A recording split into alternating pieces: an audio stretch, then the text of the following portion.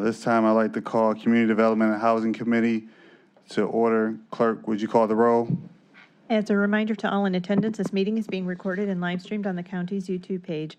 Calling the roll, Mr. Hauser. Here. Mr. Jones. Mr. Jones is absent at the moment. Mr. Kelly. Here. Mr. Schlepper. Here. Ms. Simon. Ms. Simon is absent at the moment. And let the record reflect that Council President Miller and Councilmember Turner are in attendance, and you have a quorum. Thank you. Clerk, is there any public comment? No, no one has signed in, Mr. Chair. Members, you should have the meeting minutes for the last meeting. Can I get a motion to approve those minutes? So moved. Second. All those in favor say aye. Aye.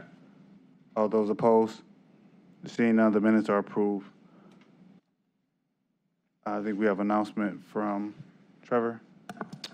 Good morning, council members, Trevor McClure, County Council staff. On the agenda today are 5 awards from the Community Development Fund, which is funded from the casino tax that the county receives on a quarterly basis from the state of Ohio. These 5 awards you will hear individually after the clerk reads each item into the record. The council received a total of 13 applications for this, what we're calling round 1 process. Out of those 13, council already approved 1 for the African Town Plaza at the old YMCA building in District 8. These 5 would take the total awards to 6 out of the round 1. If council approves these awards, the projected year-end balance will be approximately $4.8 million in the fund. So there's a balance in there for some potential additional awards, as well as some other obligations that are coming out of the casino fund, community development fund. All right, so just wanted to give you that context as you're considering these 5 awards today. Thank you, Trevor. Clerk, will you read the first item into the record? Resolution 2025-0172, awarding a Community Development Fund grant award in the amount not to exceed $1 million to the Cuyahoga County Land Reutilization Corporation for the purpose of the Stimulating Housing Markets in District 10 project. Who's here to speak to the item?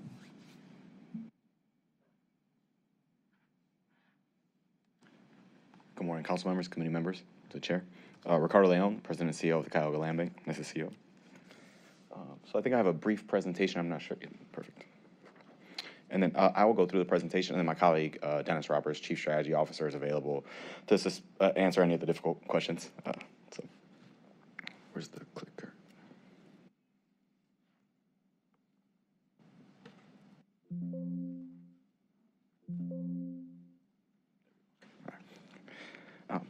Okay, so starting with the agenda, the goal today, the conversation is about relatively brief presentation to talk about just a little bit about the land bank and then our proposed District 10 project. And then really looking at a mix of the challenges, the goals, kind of our strategy, our proposed timeline, expected outcomes, and then our hope, the impact that we hope to achieve.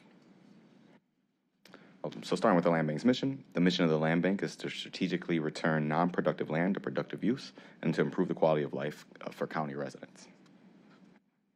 And so jumping right into the challenges, and this is working in District 10.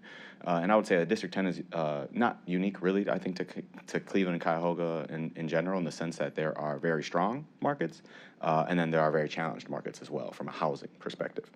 And so thinking through kind of the challenges of what we see within District 10 is one is not enough quality, affordable housing in the district's stronger markets. But then also a need for market rate housing to build markets in the more challenged communities. And then I think in general, particularly in the weaker markets that have an appraisal gap, is an insufficient investment from the private sector, from the private development sector. And so from the land bank's perspective, we like to work in, our goal when we work in communities is to both strengthen market rate housing in those challenged neighborhoods to help close the appraisal gap, but then also where possible, ensure that we're bringing more affordable units online and preserving affordability long-term in those neighborhoods so that we can really have those mixed income communities that we all, I think many folks, particularly in the planning world, would argue are the healthiest communities to live in. And so, in our perspective, addressing housing disparities, providing affordable housing, and revitalizing the community is in the public best interest for Cuyahoga County. So this first goal, and these is just a couple kind of rapid fire. First goal, again, is the increased availability of quality affordable housing through new construction and renovation. Again, that quality long-term affordable housing, the goal is to be able to help build units that are in line with the communities in which they're in, so that they look, feel similarly, but also offer more opportunity for a wider range of buyers, particularly folks who are lower on the area, AMI kind of scale. When building, our second goal of building new market rate housing to strengthen those real estate markets and incentivize development, what we have seen, and we've seen this be successful in a couple other communities. There's one particular community where I think we're able to show that this has really worked, is in the kind of Metro North, South Tremont area, where we have been able to go into a community, we build new market rate housing, we take the first chance, right? We can serve almost as a loss leader because we can self-subsidize the development projects with different funding opportunities that we have available to us. And one example is the county housing program, which you all have graciously allowed us to manage for the last 6 years. We go in, we serve almost as the loss leader, we build some units, we create comps, and then we get the private sector development community to come in behind us. Because they can often have economies of scale where they're more vertically integrated, right? They're doing the building and the construction themselves, whereas we have to rely on others. They're able to make a profit at that, that lower price point than where we would be breaking even. And so it's a way to, again, bring in outside development into communities that have historically seen disinvestment. And so in that neighborhood, for example, we're seeing new construction for the first time in over 20 years of market rate housing. And then now we're going in right behind. We did 3 units. We have private developers doing 2. We're going in with 2 affordable right now to, again, try and create that mixed income community, all kind of in one geographic location. And this last goal kind of speaks to that. It's by the way that we have found to be able to attract this private investment into particularly the more challenged communities is providing incentives, sustainability upgrades, land buy downs, architectural upgrades. Really, what we've seen is that in order to spur private investment and for that private investment to really be successful, it has to be a unique product. It has to be a product that's really maybe not available in that area or at the price point that they're in. And so we try to work with folks too to provide them some kind of incentive to do that development wherever possible. And that's baked into this proposal as well. So looking at the kind of strategy for the actual funding request. So we respectfully request $1 million in funding. $900,000 of that funding would be for our traditional appraisal gap financing program. So for the better part of the last 6 years, the Land Bank has run what we call our gap grant financing, which is where we can build or rehab homes in historically disinvested communities, and we will then self-subsidize those deals up to, depending on the funding source, it could be $40,000, $50,000, $60,000. It all depends. In this particular proposal, our recommendation would be up to $45,000 in funding for 20 units of housing that we would lead the building or rehabilitation on. And then we're also requesting $100,000 in builder incentive for up to 10 homes that be built by the private sector. The goal here is to induce development, particularly in the more challenged communities.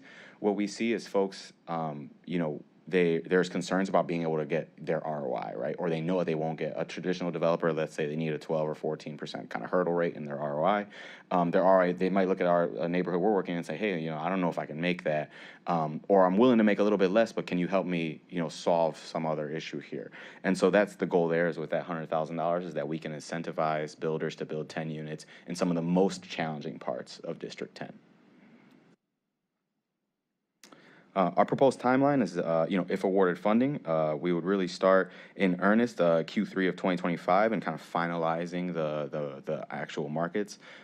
Councilman Hauser, we had provided you previously a map, and we'd be happy to dig in further into that to help kind of really hone in on where are the specific areas that you would want to see this investment, or really driven by the market, what we see in the market, with the goal of really having kind of the full project completed by Q4 of 27. So it's about a 30-month program altogether to build all 20 units and incentivize the 10 developments in the most challenged communities. So outcomes, as we think through, how this funding would show up in the real world, be 30 homes built or renovated in concentrated areas of District 10. These are just some ideas of where we're looking and kind of high-level conversations we've had, and it's around the Circle East District, both Cleveland and East Cleveland, in the Glendale neighborhood, and also we've looked a lot at the Cleveland Heights community. And then again, the goal is to have high-quality, owner-occupied, affordable housing for individuals at lower incomes, particularly in Euclid, Green, and Collinwood. So really trying to, again, spread the peanut butter as wide as we can so that most of the district gets hit and it's not all just concentrated into a very strong market or a very weak market. Try and kind of create an abundance of housing options and typologies across the district. we hope that this investment could help jumpstart the local real estate market in particular sections of the district. So it will certainly lead to an increase in housing values and really help restore wealth or build wealth particularly for the AMI homeowners.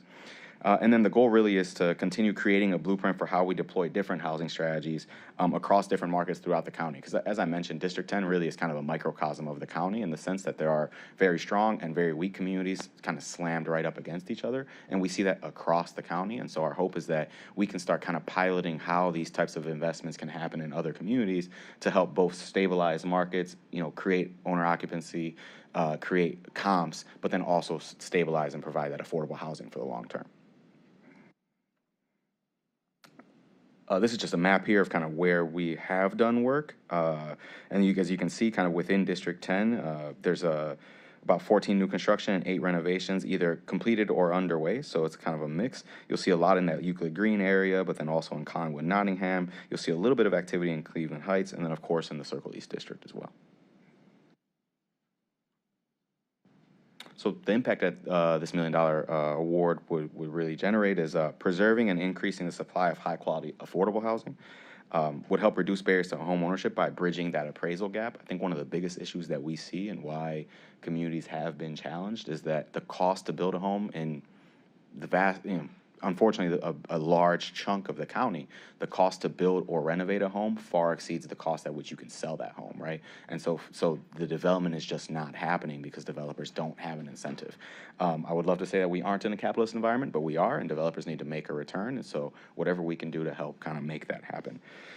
Additionally, we want to strengthen the local housing market by increasing the supply of new homes that otherwise just wouldn't exist. We all have seen the communities where there's just a bunch of vacant land and vacant lots and houses aren't happening. There's no activity happening. And so we want to try and, help with that. Certainly, again, the shrinking or eliminating the appraisal gap, we've seen it on a small scale happen across the district. I can't say that we would take full credit for being able to close that gap across the district, but certainly in kind of very centralized areas, we've been able to do it. We've seen it happen in real time. And then ultimately, it was really to help transform those vacancies and eyesores into high-quality home ownership opportunities and really ultimately restore the county's tax base, because we understand that that is a big challenge. Over the last 16 years, we're 2 weeks out from our 16th birthday, we've had to demolish over 10,000 structures. We're coming up, by the end of this year, that number should be closer to 11,000. And so we genuinely believe, while there's always going to be vacancy and blight and some level of demolition is necessary, we really need to be pivoting to how are we building these communities back to ensure that more home ownership opportunities exist in the county and that we can bring more folks into the county. So from an impact perspective, the goal really is to create opportunities for home ownership and build generational wealth, but also, and the benefits of that home ownership is that wealth creation. We've also seen statistically reduced crime in communities where there's new homes being built.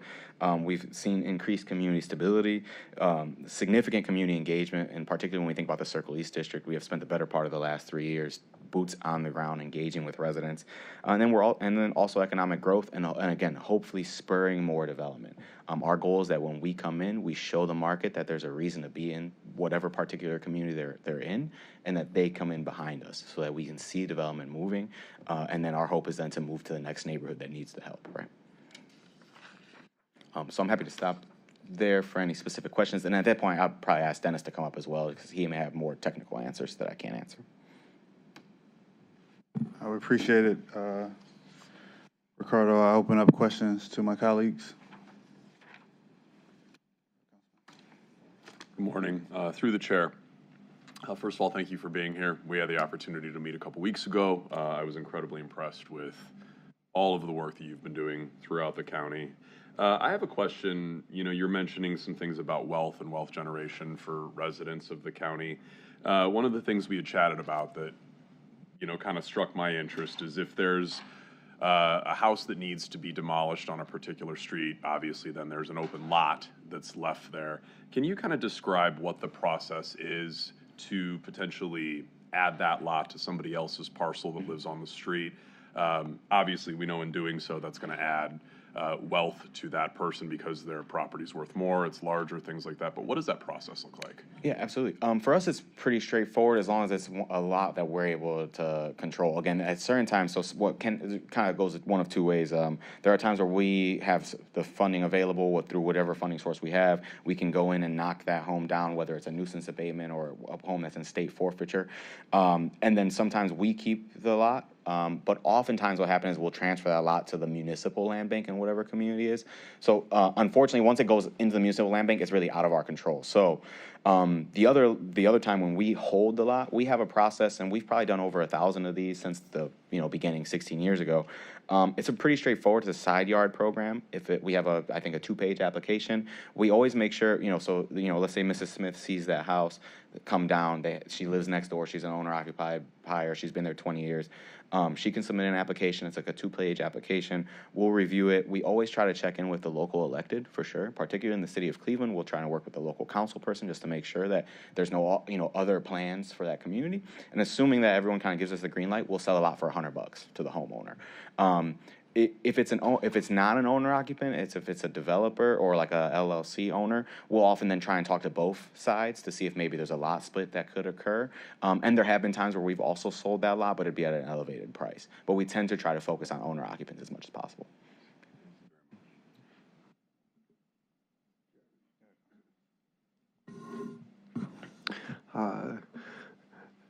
Through the chair, to follow up on that question,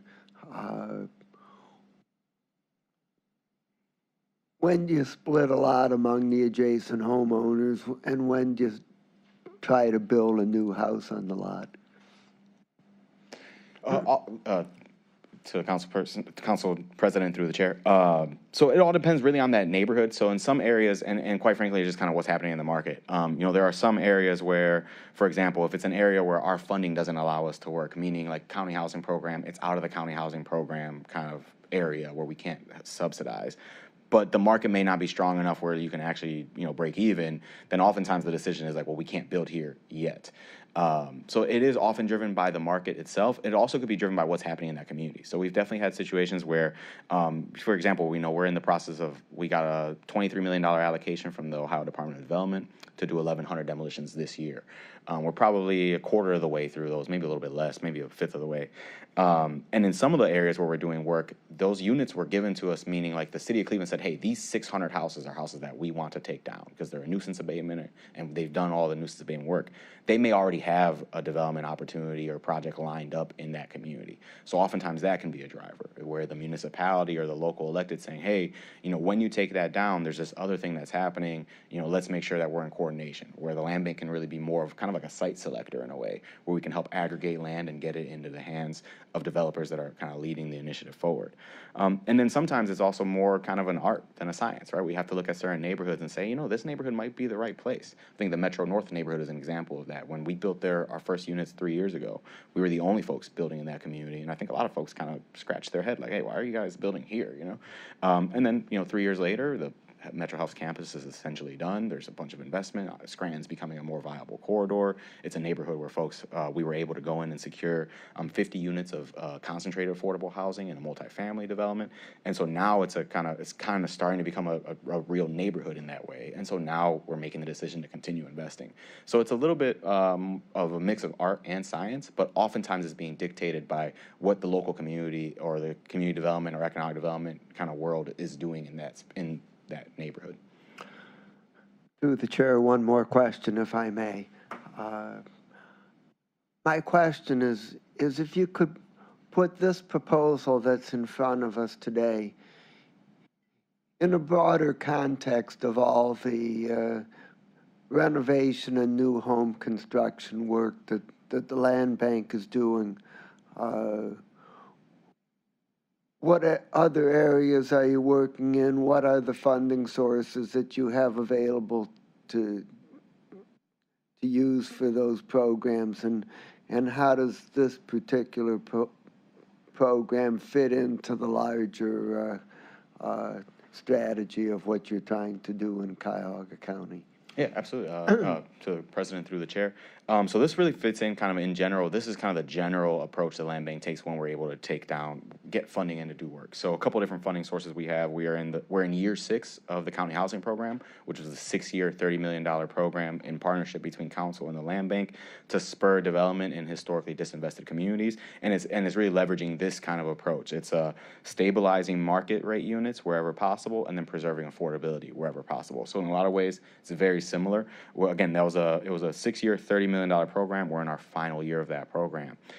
In addition to that, we received about a year ago, and we're kind of earnestly under construction now, about a $10 million allocation from Cleveland City Council to do a version of the same, really spurring market rate development in communities, but doing it in a way that is market rate for that neighborhood. So, for example, we're going to be doing some work in the central neighborhood, and the goal is to bring new market rate units to construction this year that will sell for about $180,000. So again, we know that a $300,000 home in a neighborhood like Central is probably not going to work, and so given what the market conditions have given us, we're able to self-subsidize up to $125,000 with that city council money to be able to bring that unit to the market at a price that the market can afford, but we are essentially breaking even on, right? And the hope is that we'll do that. We'll do 54 of those units in 3 different wards. The current wards 5, 10, and 14. I don't know the new numbers yet. And the goal is that we'll do 54 units, in that program and close that appraisal gap in those neighborhoods. That's the goal. We also have a $5 million allocation from the Ohio Department of Development, Welcome Home Ohio, and that's a partnership where we're going to create 18 80% AMI new construction units, owner-occupied units, in partnership with CHN Housing Partners. They're going to do about a dozen, and then Near West Land Trust is going to do 6 in that Tremont area. As far as like geographic areas, we're in a couple different places. A number of places where, again, in that kind of Ward 14 Tremont South area, Ward 5 in Central, Ward 10 in the Euclid Green. We have historically been working in Glenville for the better part of the last 5 or 6 years. We're also doing a significant amount of work in the first ring suburbs, Cleveland Heights, a little bit in Shaker, not as much. Certainly going down to Warrensville, currently pursuing an opportunity in Maple Heights. So really thinking through kind of, again, when you look at that kind of map of what are the more distressed communities or historically where the market has not rebounded post-recession, those are the communities that we're working in, or we're trying to work in as much as possible. We kind of like to say we've done work in every county because we took down a barn in Pepper Pike 12 years ago. But apart from that, we typically don't work in what we would call the exurbs, kind of the stronger markets. It's very rare. However, that's changed a little bit with this brownfield funding. So we're also, in addition to all the housing work that we're doing, we received an allocation in round 1 of the brownfield, is a $111 million allocation for 34 brownfield projects, and those are spread across the county. And those are all largely, traditional economic development projects. And then we currently have 9 projects in round 2. We have 9 projects funded and 2 more in the cure process. So we think we'll have about 11, maybe a dozen projects in the second round, which will be another $30-ish million in funding, again, spread kind of globally across the county. So again, we try to work wherever we can, but from a housing perspective, we're typically in the most historically disinvested communities. Thank you. Thank you, Mr. Chairman. You mentioned that if a house is torn down and you hang on to the lot, if it's not going to, how many of those do you have that might just be empty lots right now? We update this on a quarterly basis. If our last production report, we're right around 1,100 or so. At one point, we had as many as 6,000, but we're down to about 1,100. And those are under your control, correct? Yes. Yeah. And then who maintains those, that it doesn't become a dumping ground or the grass gets out of control? We do. We have a budget line item on our annual budget to make sure that we maintain those, and we go out every 2 weeks. So we make sure that we're on top of it. Our acquisitions and disposition team manages all of our field service. Great, thank you. Additional questions? Mr. Chair, I'd just like the clerk to know that I'm here. Thank you. Let the record reflect that Ms. Simon is in attendance. Thank you. If I don't see any additional questions, I just want to say I appreciate you guys stepping up. I solicited you for this project. I think housing is fundamentally important to having stronger, safer communities. I'm familiar with the great work you guys are doing in the Circle East District when I pass by on an often basis. And so I just thank you guys for creating this plan. I think that the communities deserve it. It was important for me to have a plan. I think you need a plan, a strategic plan of action when you're going to do anything. And seeing our county housing plan, it just came out, I think this aligns perfectly. And so because this is a new project, I'm going to suggest that this item and all other items go through for 3 readings. And so with that being said, can I get a motion to forward this item to the next council meeting for a second reading? So moved. All those in favor say aye. Aye. This item is approved. Appreciate it. Clerk, can you call the next item? Resolution 2025-0173, awarding a Community Development Fund grant award in the amount not to exceed $315,000 to the City of Berea for the purpose of the Co Lake Concession and Restroom Facility Improvement Project.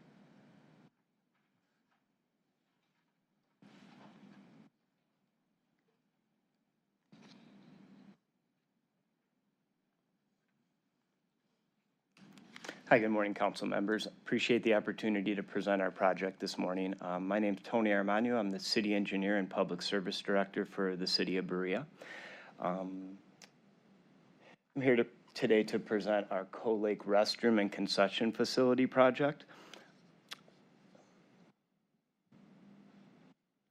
So those of you that may not be familiar with Co Lake Park, it is located directly adjacent to our municipal facility, which includes Berea City Hall, Berea Police Station, Berea Municipal Court, and also the Cuyahoga County Library Berea branch. Also nearby is the Cleveland Metro Parks Millstream Run Reservation, which includes Wallace Lake, the county fairgrounds, and also very close to downtown Berea. Over the past 10 years, the city has made many improvements to Co Lake and Co Lake Park. It's now become one of the most utilized, or the most utilized recreation facility within Berea and one of the most utilized in the region. Some of those improvements that have been made include improvements to the Mucklow Playground, Co Lake Amphitheater and Pavilion, gazebo improvements, parking lot and library to lake connection, Dave Tressel Memorial Pool, and recently completed Co Lake Treehouse. City has been already awarded over $1.6 million from Cuyahoga County to help with the facility, and we're very appreciative of all that funding, and we're hoping to be able to build upon that with this next project. This picture here shows Mucklow Playground. This was completed about 6 or 7 years ago. It's one of the largest playgrounds in the area, and hundreds of kids are there each day, especially during the summer with all the other events that go on. This here shows the Co Lake Amphitheater and Pavilion. Hosts dozens of events each year, including concerts, festivals, both city-run public events and private events.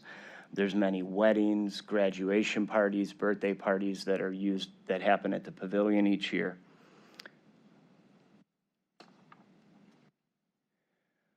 This picture here is of the connection walkway that was installed as part of our parking lot improvement. It connects safely the Cuyahoga County Library, Berea branch, to Co Lake. As you can see, it's decorated throughout the year. This is a picture here during the winter time with Christmas lights. This is a picture of the Co Lake Kiwanis Pavilion, or I'm sorry, Treehouse, with help from county funding. This was completed last year. It's adjacent to the Mucklow Playground, so provides an amenity for children and also for adults. It includes a ADA compliant elevator lift to make sure that all users have the availability and access. Here's another picture here. The treehouse includes a rope bridge to some elevated platforms. Another picture here of our treehouse. This picture here shows one of the Live at the Lake concerts that happen series that happens each year at the Coal Lake Amphitheater. It's a concert series that's been put on now for the last 7 years. This year we have 7 concerts planned. And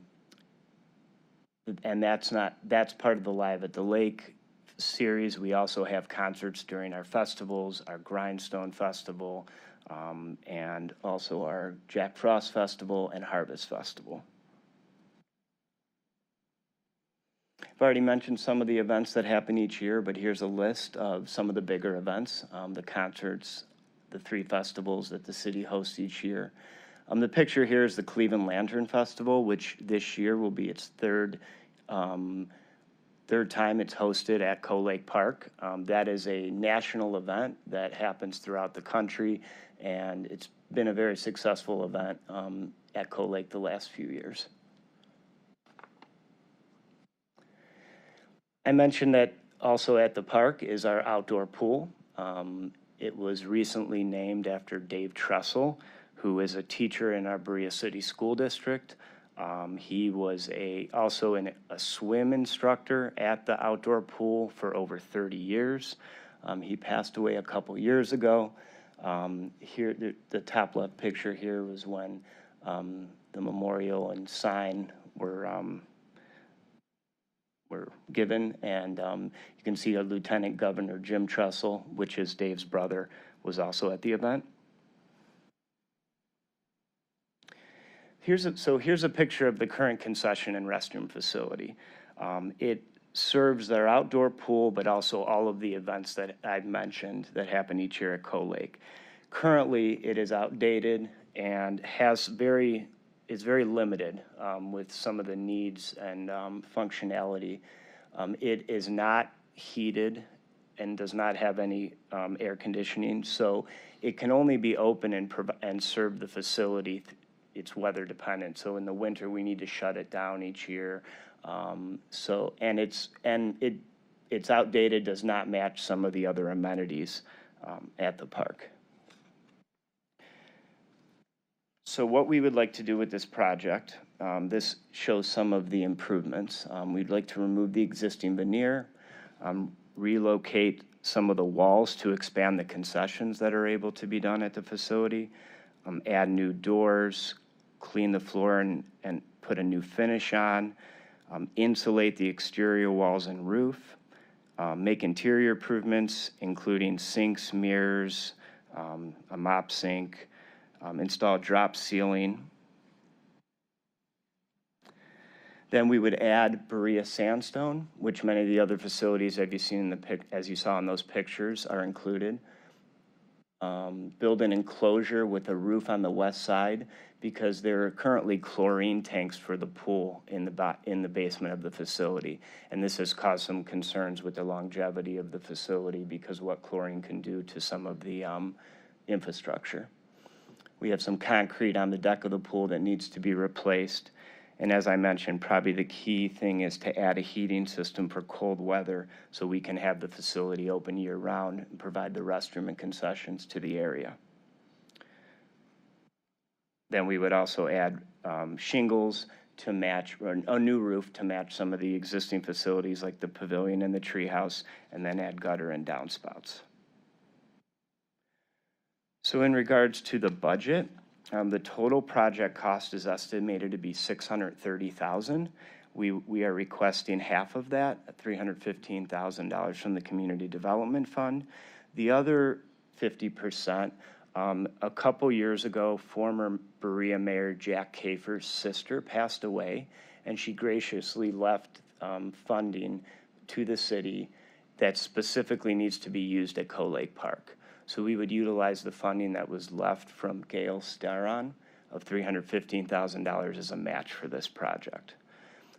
Regarding the schedule, we would like to do this project over the winter, so that way it does not affect all of the events and the outdoor pool. So we believe that if we receive the funding soon here this summer, we would be able to construct these improvements over this coming winter and have it done and ready for next season. That completes my presentation. I'll open it up for any questions that you may have. My colleagues have questions?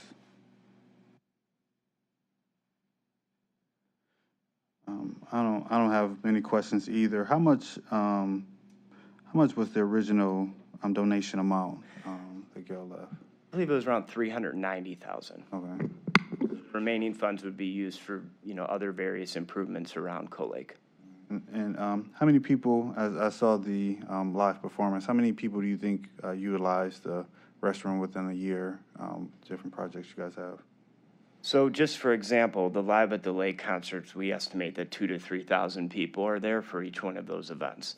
Right now, we need to bring in additional restroom porta potties in order to serve those type of events.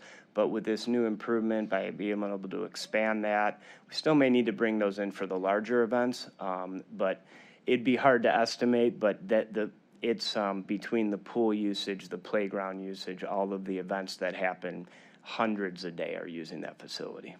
Is the city gonna complete this project, or are you guys soliciting different quotes from different contractors? We would publicly bid this project based on the scope. Last question, what happens if you guys have underbid? Like, what if the restroom costs more than the I don't remember the total amount you guys needed with our funding and with the donation? What if it's 800,000 instead of the 6? Well, we believe that our estimate is pretty Accurate. good, but if we needed it, if that was the case, we would, find a way to fund it either through city funding or look at additional funding if needed. Appreciate it. Go ahead, Councilman. I was just reflecting on Dave Trussell. We all know Jim Trussell, but give us a little more insight into Dave. He was honored here.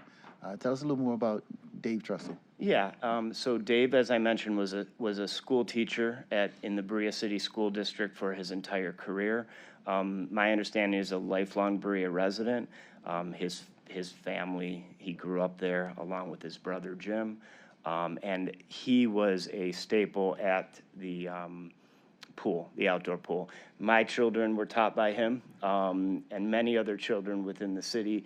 I don't know the exact timeline, but I believe he was a youth swim instructor for over 30 years at our outdoor pool. His name was synonymous with, teaching children how to swim, both outdoor pool and indoor pool in our recreation facility. Great, excellent choice. So I had the opportunity a few years back to attend the initial dedication of the Coal Lake Park, and it is a spectacular venue, and Cuyahoga County supported the original development, and it draws from a very wide area. It's more than just a Berea facility, and I think particularly with the 50% match, this provides us a good opportunity to help complete the initial vision and get the full facility in proper shape. So I support the proposal. Thank you. Thank you, Council President. Seeing no other comments, again, this item and all others will be recommended for 3 full readings. I'd like to move with a motion to move this item forward to the next council meeting for a second reading. Second. All those in favor say aye. Aye. All those opposed? The ayes have it. Thank you. Thank you. And let the record reflect that Mr. Jones is in attendance. Resolution 2025-0174, awarding a Community Development Fund grant award in the amount not to exceed $500,000 to the Birthing Beautiful Communities for the purpose of the construction of a birth center project.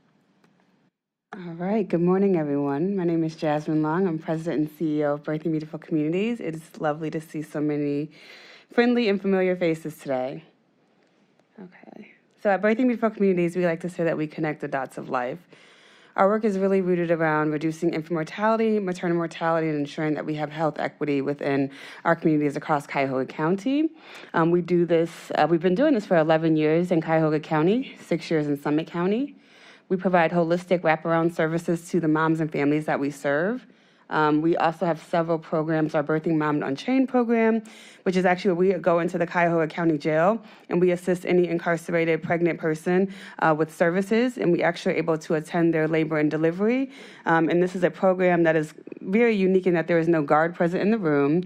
And before it was illegal to chain moms when they were giving birth, we've always had the ability to not have our moms chained, which is why it's called Birthing Moms Unchained, because we were able to allow them to have a dignified and respectable birth, regardless of the situation that they're in that has caused them to be in the jail. So very proud of that program that we do in partnership and collaboration with Metro Health and Moms First. We participate with a lot of different local health institutions, from Neighborhood Family Practice, First Year Cleveland, Cleveland Clinic, and we have a very strong partnership with Cleveland State University, who does all of our research with Dr. Heather Rice. Since 2014, we've served over 3,000 mothers and families, 895 last year. We have trained over 300 doulas. We maintain a 91% term birth rate and 85.5 breastfeeding initiation rate, which is 68% compared to the state average. So we are very good with being able to both have strong outcomes in breastfeeding, birth outcomes, and of course, maternal survival. So where we are headed, you guys have heard this presentation. Many of you have sat down and met with me in my office or out to coffee or things such as that. I'm happy to meet individual with anyone who's interested about the fact that we are erecting a freestanding birth center right here in Cuyahoga County, which will serve women from all over the region who are looking for a different alternative to birthing, but who may also be looking to receive their gynecological care in a different kind of setting that is not necessarily in a hospital facility. So why a birth center? Patient-centered care, lower costs, fewer interventions, increased patient satisfaction, and increased access to care. So I've really been leading this project for about 4 years, and so I've met with a lot of hospital leaders and doctors, and sometimes the question comes out about the populations that we're serving, and is a birth center safe? And what I will say is 85% of women have an acuity level to deliver at a birth center. We know that we may serve high-risk populations, so that's why the collaborations and partnerships with the hospitals are so important. So maybe someone will receive their care from us, but they may have their baby at a hospital. And I should have noted, for those who are new, we are a doula agency, which means we attend the labor and delivery of the clients that we serve, and that will not change. We'll still go to all of the hospital systems as well as our birth center. So this just gives people an option to be able to have a different kind and different level of care. And the center itself will be staffed by certified nurse midwives and registered nurses. So this is what it will look like. We'll have 4 birthing suites, 2 exam rooms, office space, and of course, community space for training and different workshops, as well as a test kitchen. So the total cost of this project is $15 million, and this number will change. We have new market tax credits, which is why we are actually coming to you all today. We have been able to receive a little over $7 million from community, different foundations, different governmental sources, and of course, individuals and corporations in our community. I want to go back, but I don't know how. So there's a note on that slide that said we had a federal appropriation. Thank you. We had a federal appropriation that we had worked really hard, and if you can imagine, our organization is a very small but mighty, but we were able to, go to DC, meet with all of our legislators down there, and get on the list for our $500,000 appropriation. But unfortunately, everyone who had a federal appropriation, those went away when we had a senatorial shift.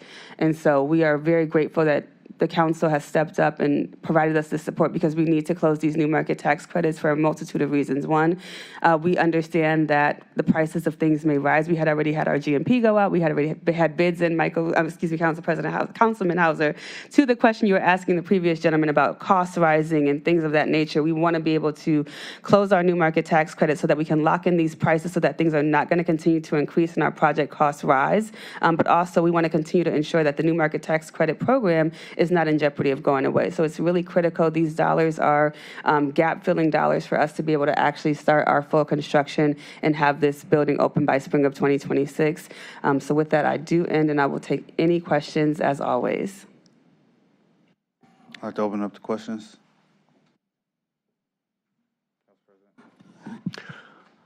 So, just a comment that that this is a unique project. There aren't any other organizations like this in Cuyahoga County, and I think it has a significant potential to help with maternal and child health care and to reduce infant mortality and to just positively impact the quality of life in our community. It's a unique and valuable project, and we're excited about it. Thank you.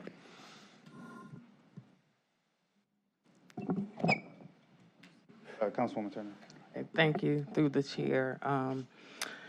Don't mean to put you on the spot, but are you familiar with the reporting coming out of the Marshall Project concerning lost pregnancies in Ohio jails, Cuyahoga specific? Do you have any experience with that in our system?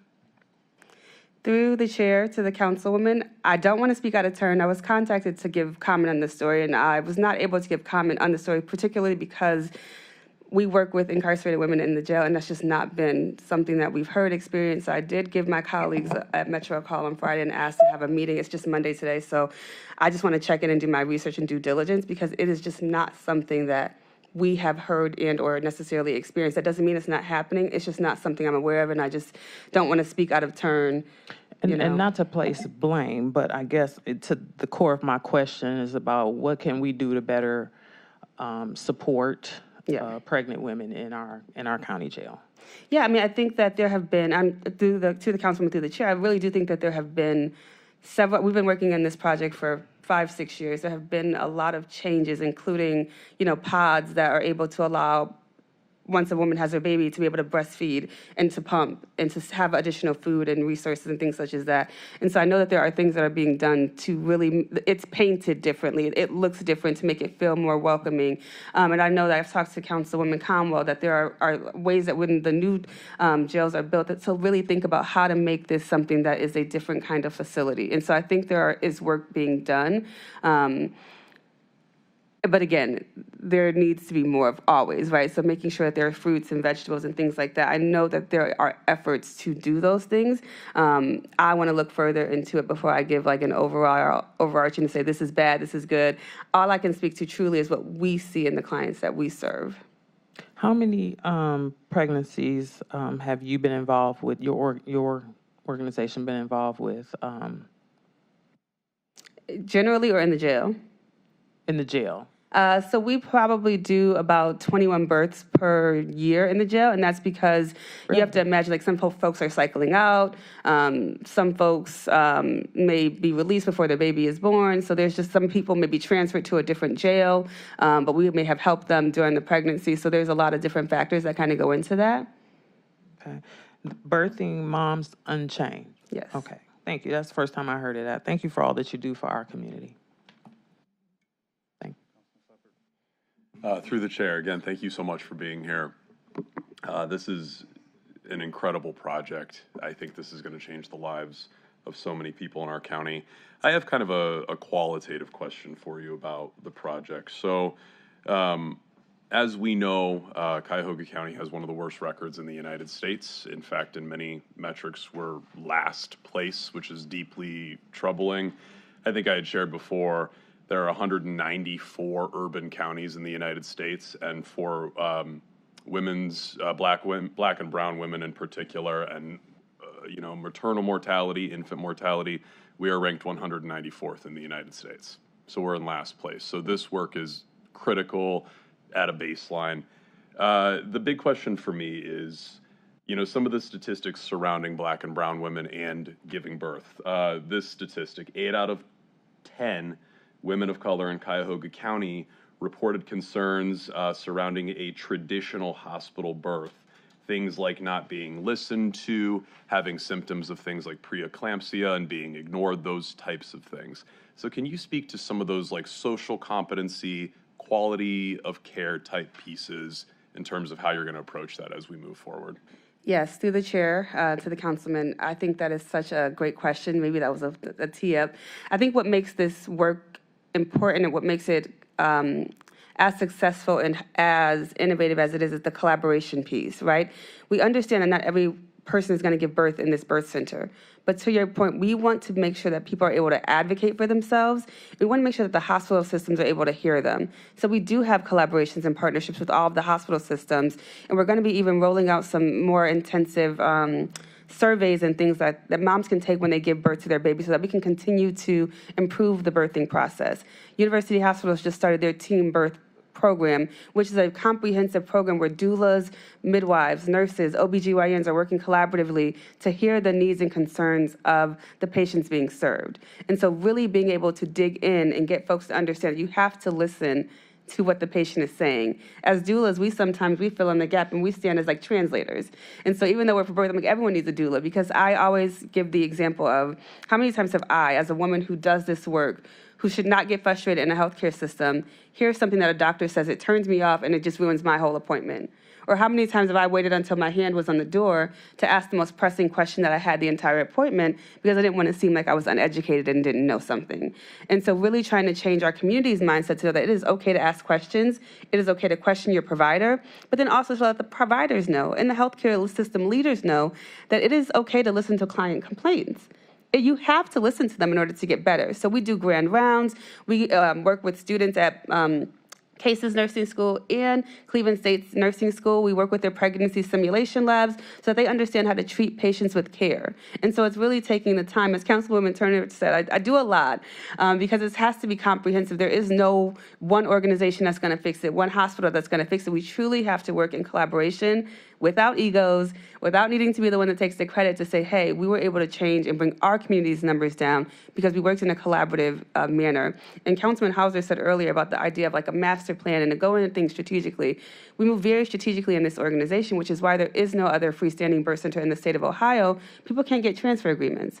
We've been able to get a transfer agreement from the hospital systems because they believe in what we're trying to do, and they understand that we're trying to help women and not be harmful to them. And so because of that, we're going to be extremely careful with how we even operate this center, and they believe in us to do that. So it's very comprehensive because women do feel unheard.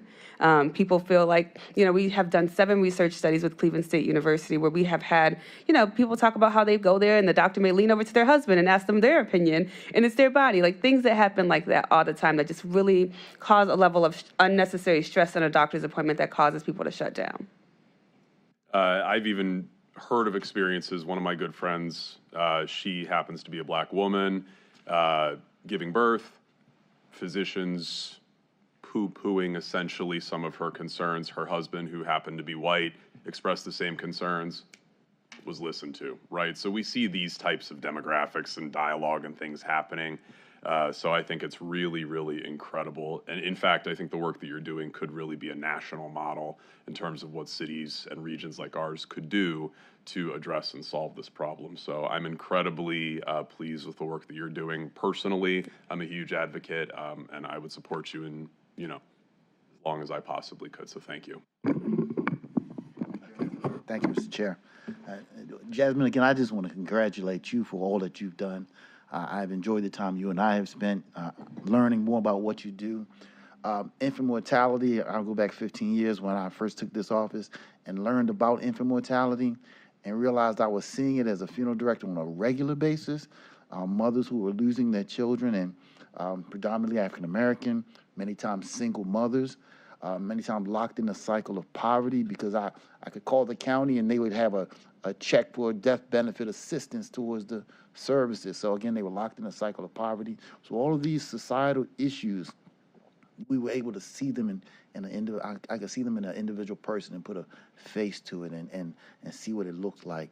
So to be able to fight this battle, this good fight for all of these years, and to see what you have done, This is a phenomenal facility to be able to have a freestanding facility dedicated to the needs of the individual families right there in the community where these challenges are real and worse. And when there are many hospitals that don't have infant what do you call them, mortality, not mortality, birthing facilities.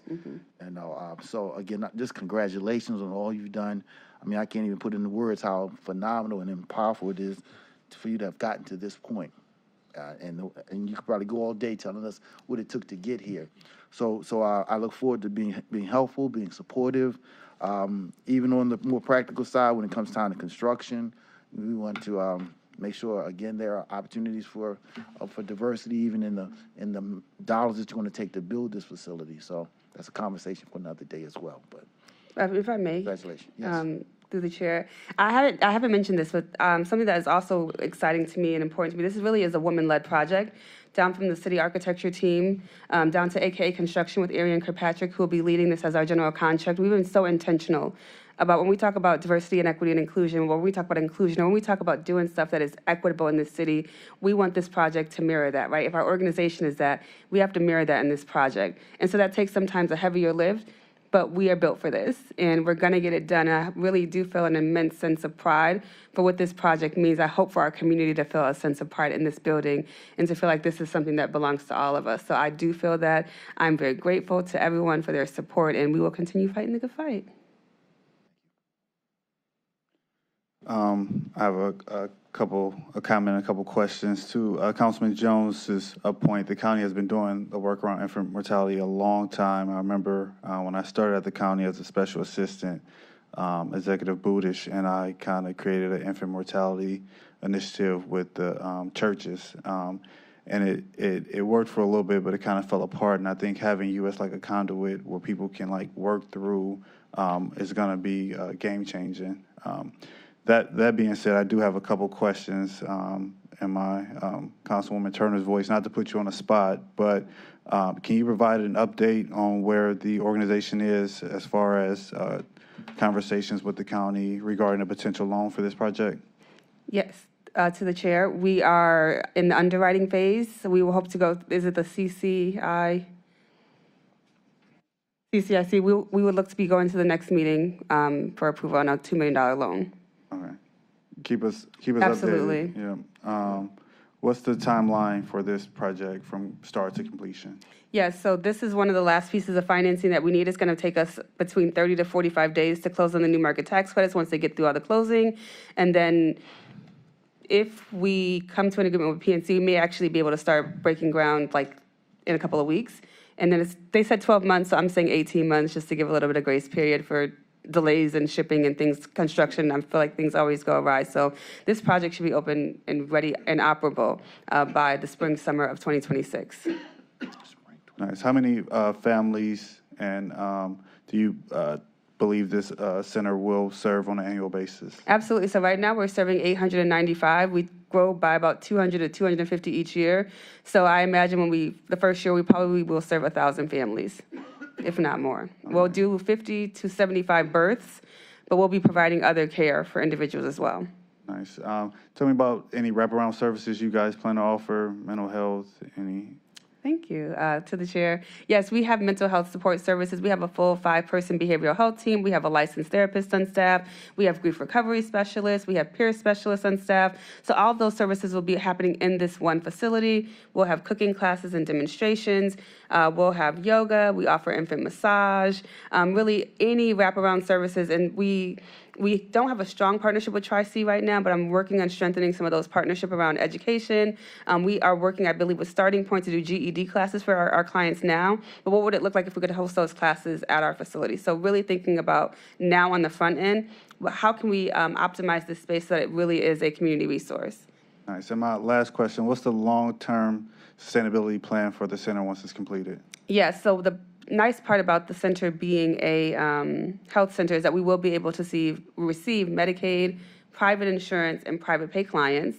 In addition, we will always be fundraising, but we also, part of our fundraising plan for this capital campaign outside of construction, we actually are building a $3 million endowment. We have thought about sustainability at the forefront of this project because what does it mean to open a building and 8 years later an HVAC system falls apart and you're struggling because it's $8,000 and you don't have it, right? And so I've been on a lot of boards, I've seen a lot of things, so we are really thinking about how do we sustainably support this organization, and so an endowment is a part of that. Always fundraising, but also being optimal about how we are bringing in dollars with respect to reimbursement from Medicaid, private insurance, and private pay. Go ahead, Council President. So, through the chair, just to follow up on the chairman's question about the $2 million Yes. loan, do I gather correctly that this loan is not required for you to get started on construction, but that it would be helpful going forward in improving the financial aspects of the project? To the councilman through the chair. So yes and no. Because we have such strong in-hand cash, PNC is open to letting us proceed with starting construction because we have a lot of cash in hand and we have a strong commitment from the county that this loan is coming through. And so we are waiting with bated breath. Every day we check in with them to see where that process stands. And so we have not started because, of course, we want to be smart as an organization to make sure that everything is code. But that's what we will then have the 45 days once we start the closing process for the new market tax credits, which we are doing through the Port Authority. I hope that is helpful. Okay, thank you. Any lasting questions? Seeing none, again, I recommend this item and all others today to go to 3 full readings.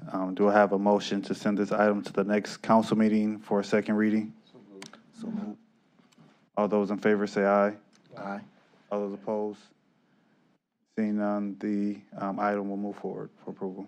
Mr. Chair, could you add my name to this item? And Turner. Sutter as well. All right, thank you. Can we please clarify the motion in the second, please? I Who didn't hear. said the motion? Second by. The motion, Councilman Jones, second. Thank you. Resolution 2025-0175, awarding a Community Development Fund grant award in the amount not to exceed $250,000 to the Cleveland Public Theater for the purpose of the Cleveland Public Theater Capital Campaign Project.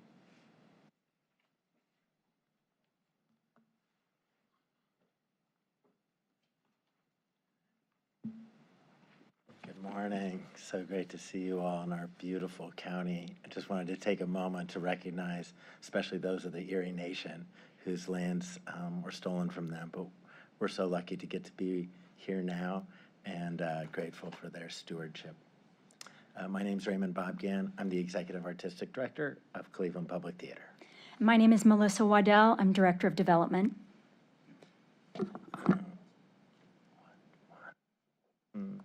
Yes. Cleveland Public Theater's mission is to raise consciousness and to nurture compassion.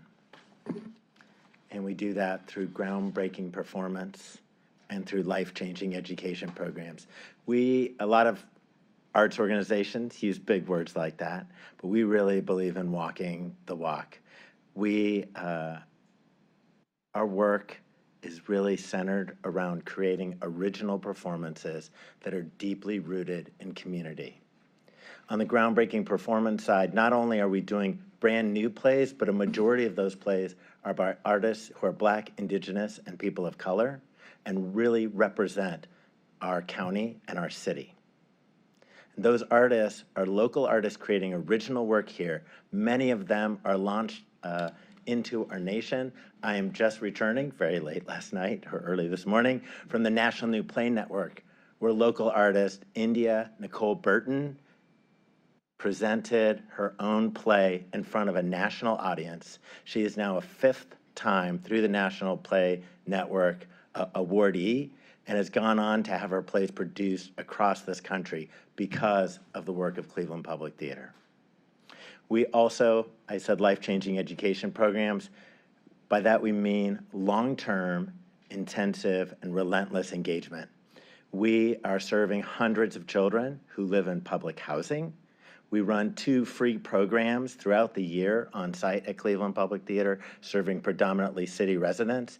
And we hire 35 teenagers every summer, and their summer job is to write and produce their own play, and they perform it in 10 parks. That program is significantly funded by your colleagues in the city. This project relates to our properties at West 65th and Detroit in the Gordon Square Arts District. Cleveland Public Theater first envisioned the Gordon Square Arts District in the late 90s.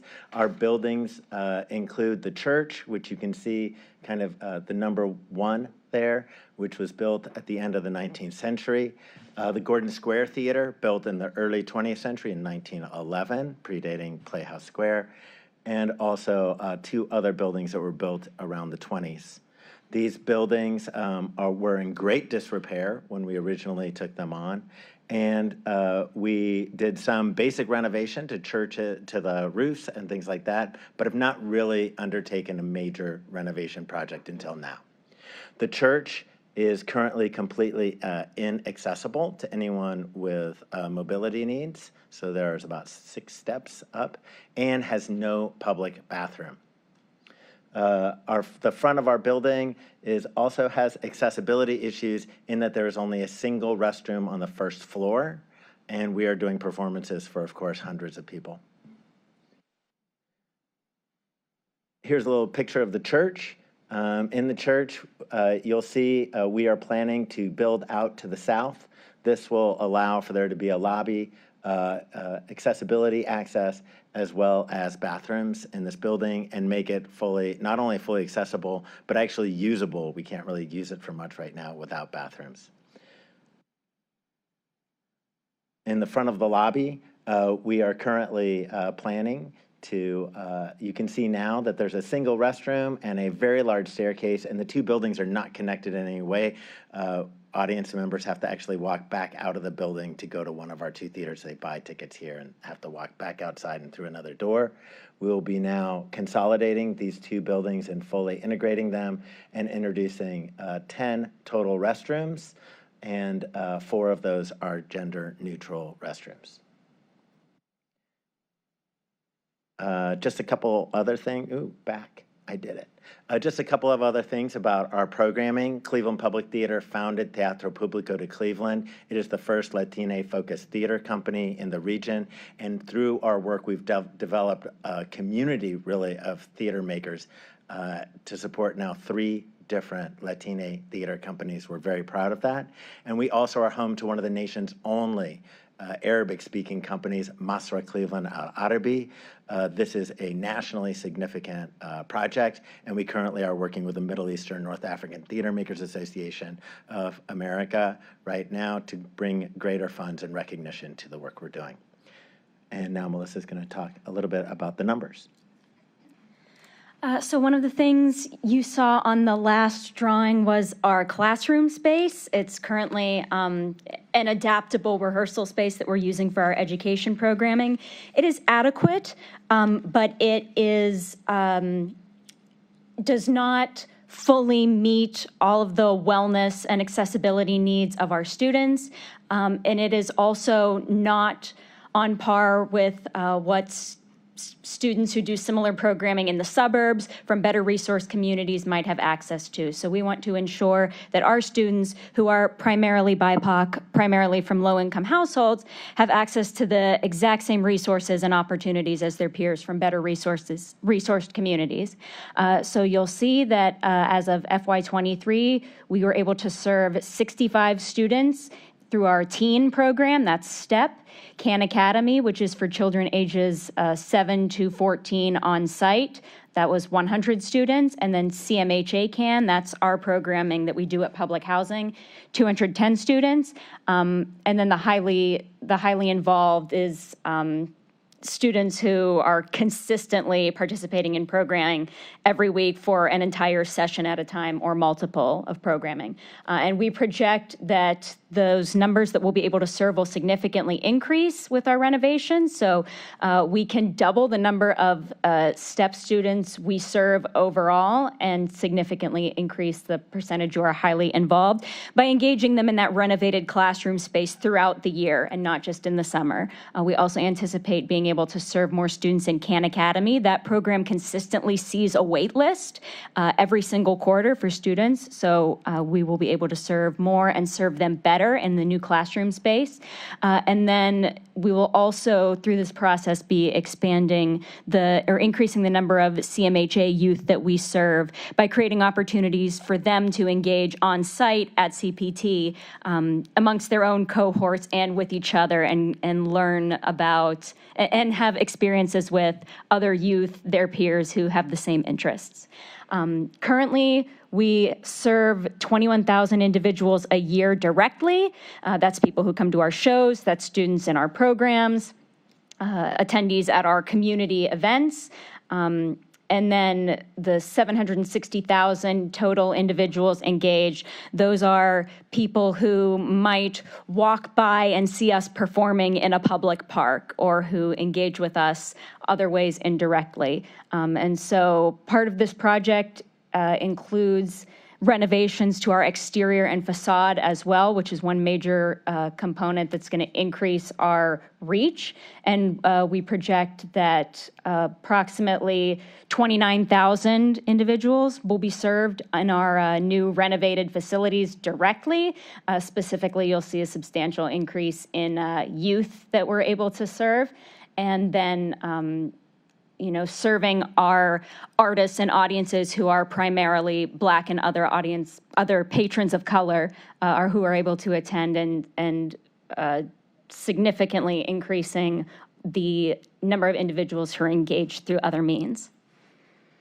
This is in total a $12 million project, and as of our written application, we had $6.9 million raised. We are now over $7 million with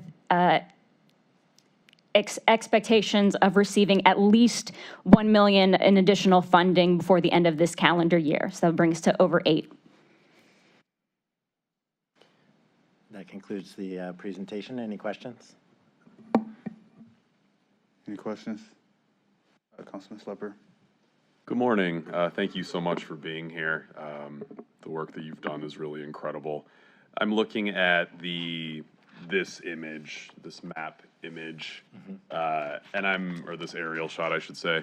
I'm noticing a couple of other buildings kind of within. I see the space in purple with your descriptors, and I see the one in kind of the red-orange number 1.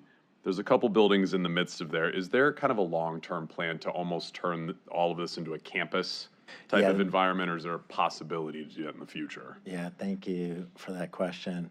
Through the chair to the council person.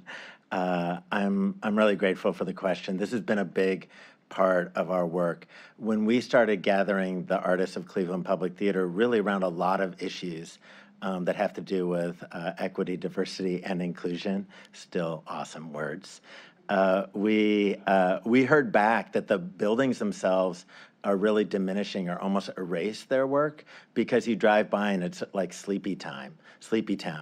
And so a big part of this is to not only renovate the front of the building, but to capture the sense and the vibrancy of what happens inside on the outside. My final question would be, what do you think are the biggest challenges to this particular project, if you can kind of share some of the hurdles you've run into?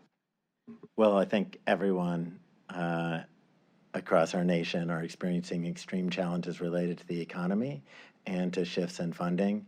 Although many of our programs are funded through casino funds, we definitely understand that would be impacted by community development block grant impact. And also, that is the whole bank shot of what's happening around foundations. We do know that the Cleveland Foundation is very invested in this. Their board will be looking at a recommendation from staff in September. Some of those challenges, though, are just going to make the campaign maybe a little bit longer. And we're now going to be going after new market tax credits. And we already have a CDE lined up and a consultant, and Capital One will be the investor. Yeah.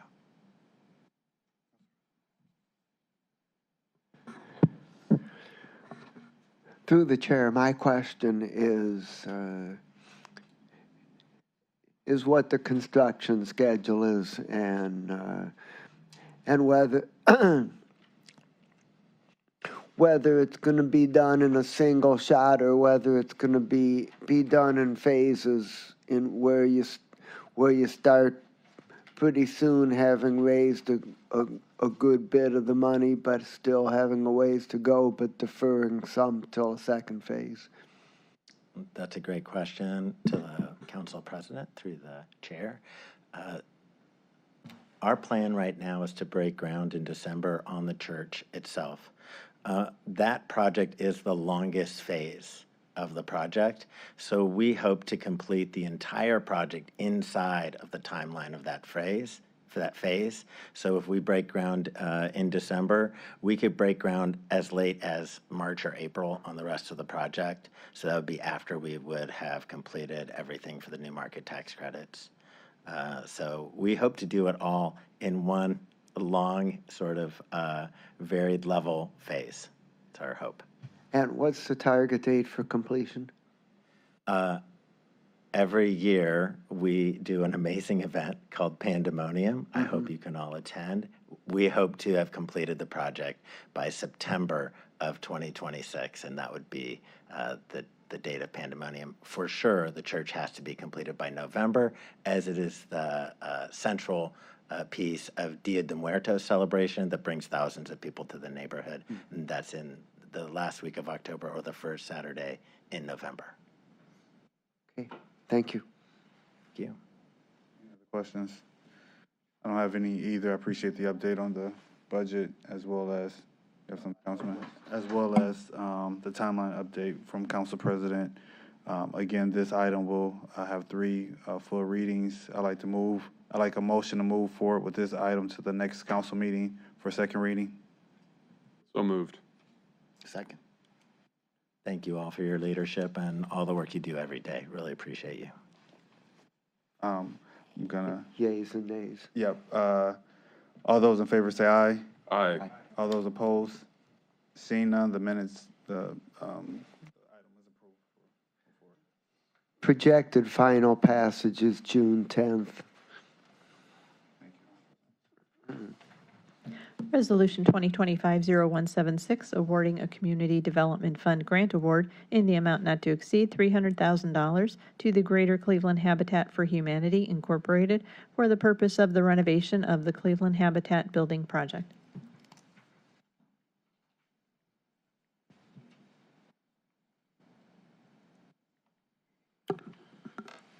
Good morning, Mr. Chair, members of the committee, and members of council. My name is John Litton. I'm the president and CEO of Greater Cleveland Habitat for Humanity. That's good to see and or meet many of you. I'm joined by Bob Whitney, our Director of Government Affairs. I surround myself with people smarter than I am, and he is most certainly one of them. He may jump in from time to time. It's also an honor to follow so many other great community organizations and projects. Especially the land bank. They're a huge partner of ours. Many of those vacant lots that they open up end up being habitat houses over time. Okay. I'll be quickly through what we do because I think many of you know that part already. But we have served over 125 families in our time, over 1,000 children. We have worked in over 20 neighborhoods throughout Greater Cleveland as well. Many people think we give our homes away, and that's simply not the case. We do have to work with families so that they can enter into a zero-interest mortgage through this work, but they have to have a need for better housing, a willingness to partner with us. Obviously, their down payment is service hours, for instance, and that includes time on the house that they're going to live in. And then they must have the ability to pay. They must make between 30 and 80% of area median income, purchase them again with that zero interest mortgage, and of course make on-time payments, through which we've been able to help them raise over $7 million of home equity throughout our history as well. And we do educate through workshops. We teach everything from fixing drywall and using power tools to budgeting and financial literacy. So there's a lot of preparation that goes into that end of having our families be ready to be homeowners. And all the work we do is part of a 400 home initiative, at least right now, 400 home initiative and growing, again, throughout greater Cleveland, including, I believe, 5 districts of those of you present, and I think 7 districts in total throughout the county that we are doing work in or have done work in over time. We haven't updated the map yet, so there's some other additional areas in which we are doing work as part of this 400 home initiative. And to be clear, our goal is 100 new homes through this initiative, 50 rehabbed homes, 100 homes helped through our critical home repair program, which is new and has already exceeded 100 homes, by the way. And 150 homes helped through what we just did this past Saturday, for instance, rock the block days or spruce up days, cleanup days on streets where we work. We kick up a lot of dust when we work on a street, of course, as you might imagine, and it's nice to be able to come back to those streets or come to those streets in advance of doing work and really help make it so that all the neighbors on a street benefit from our presence in some fashion.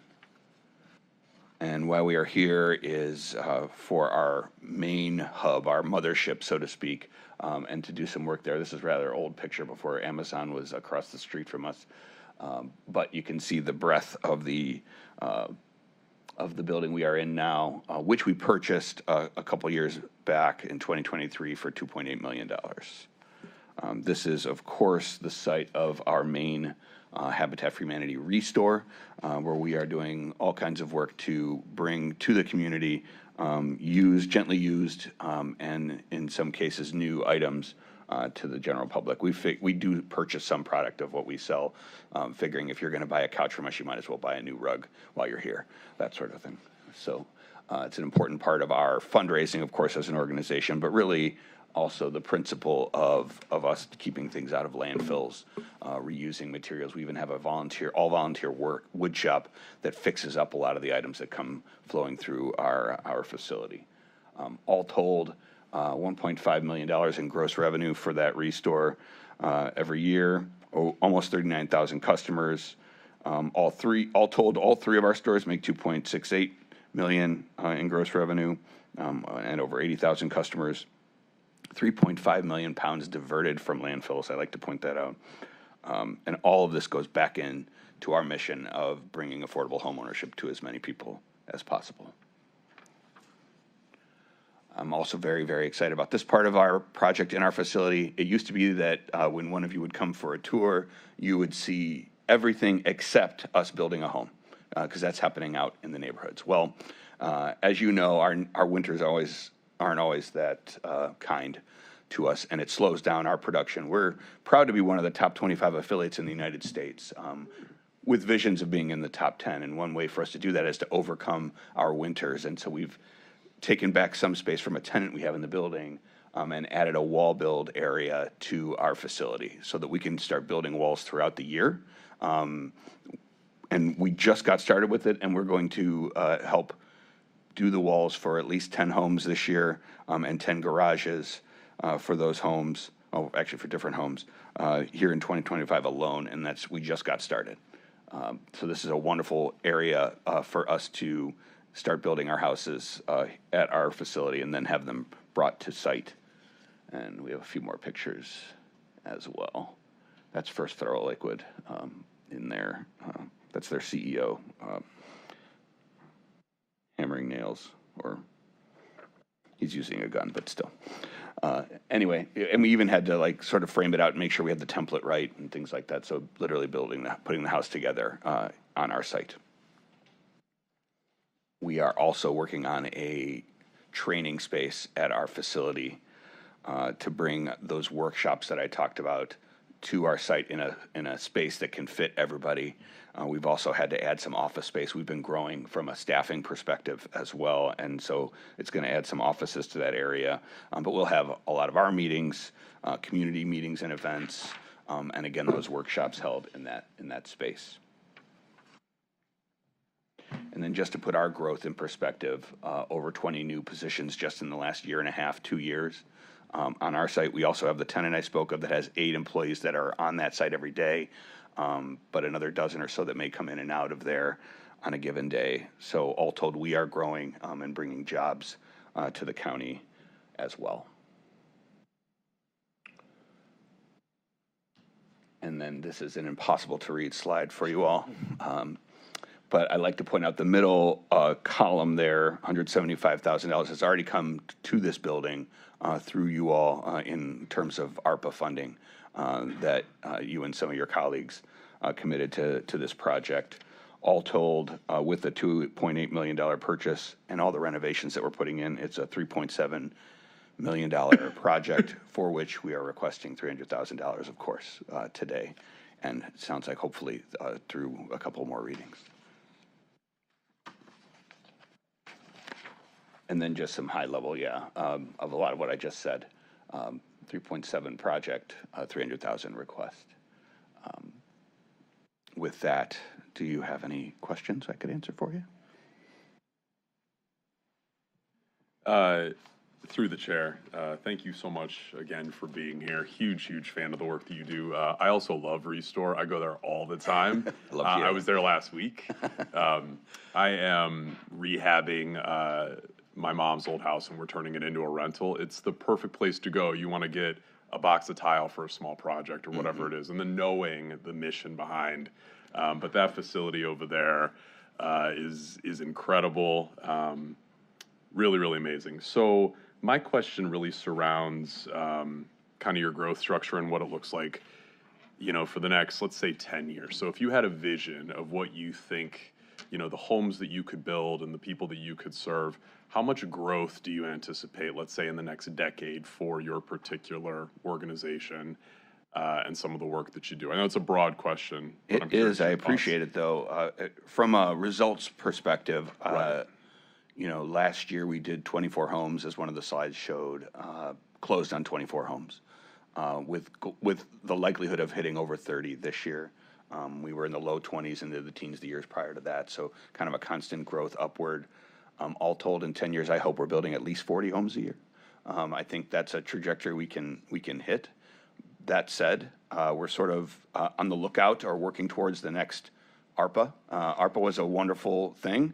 It was sort of the new deal of our generation in many ways, but we've been able to use that to try new things out, and I think grow efficiencies and grow as an organization in a way that is sustainable.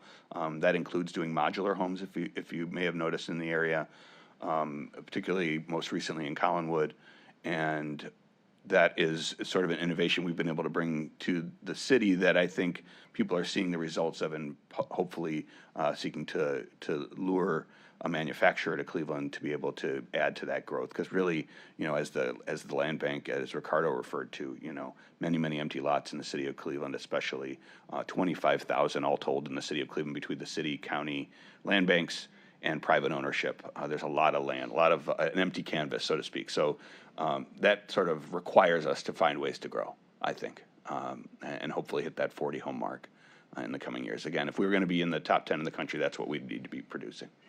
I love that too, and I love that you're thinking creatively about things like prefab, modular ways that you could streamline the construction process, bring things in and out. I love that. I wanted to share real quickly, and I promise I'll stop talking.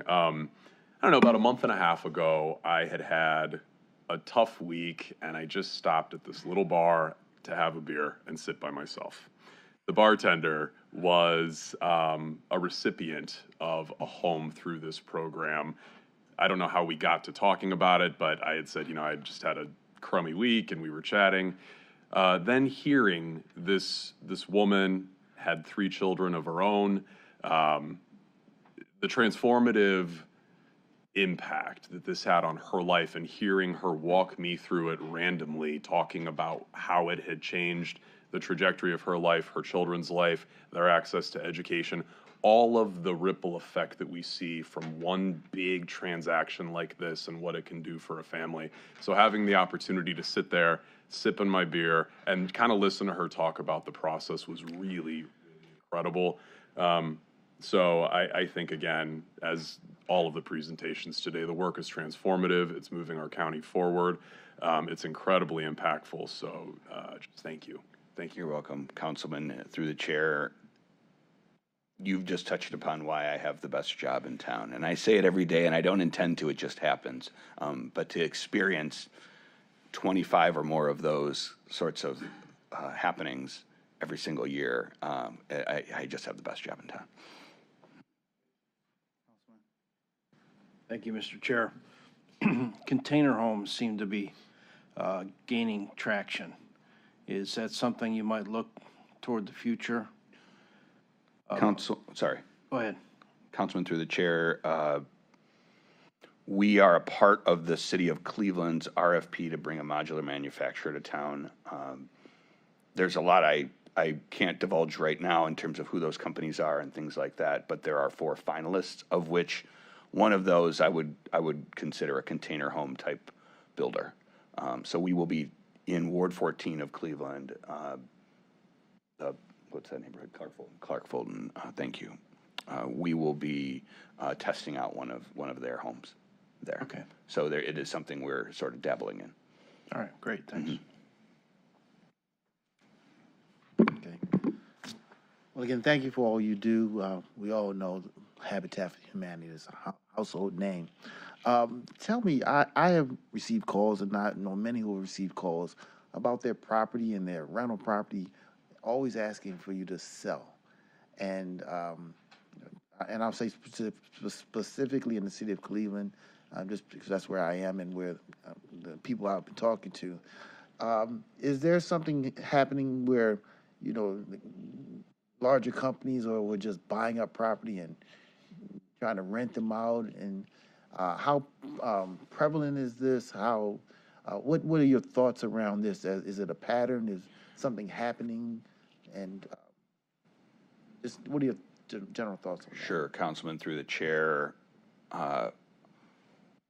we see that all the time. We were a majority rehab Habitat affiliate for the first 3 decades of our existence and then some, and have had to transition to new construction because acquiring viable rehab opportunities has become more challenging because of a lot of things being snapped up by outside speculators. So that has been a challenge for us. We have found creative ways to still find those rehab opportunities, but that's the reason why our 400 home campaign only contemplates 50 rehabs and 100 new builds, is that very challenge. So if you ever come across anyone looking to sell their home and not wanting it to go into those sorts of hands, we would be all ears. Okay, I'll keep that in mind. Thank you. Thank you.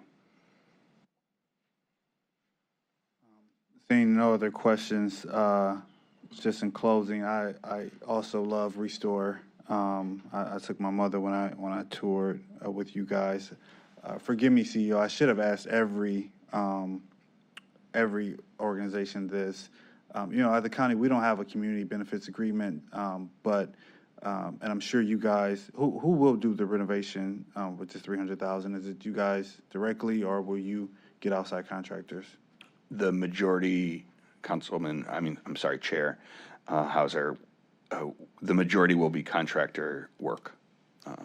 And we pride ourselves on working with, always getting 3 bids, of course, and working with many diverse different contractors. Our critical home repair program, for instance, is now over 50% minority-owned construction companies that we're working with, and, you know, renovators, et cetera. Yeah, that's what I was asking. I will work with the council because I think it's important. I should have asked everyone, but to have representation. I'm surprised you guys aren't doing the work yourself, though. All the homes you guys have built, and so. Well, it's a cobbler's children have no shoes sort of a thing. Sometimes when we're out doing the work elsewhere, to do the work internally, sometimes we have to bring in extra hands. Definitely. Well, this item will have 3 readings. I'd like to move forward with the motion. I'd like to move for a motion to move forward with this item to the next council meeting for a second reading. Is there a second? Second. All those in favor say aye. Aye. All those opposed? Hearing none, this item will move forward to the next council meeting for second reading. Thank you. Clerk, do we have any additional? There are no other items for consideration. At this time, I will call this meeting adjourned.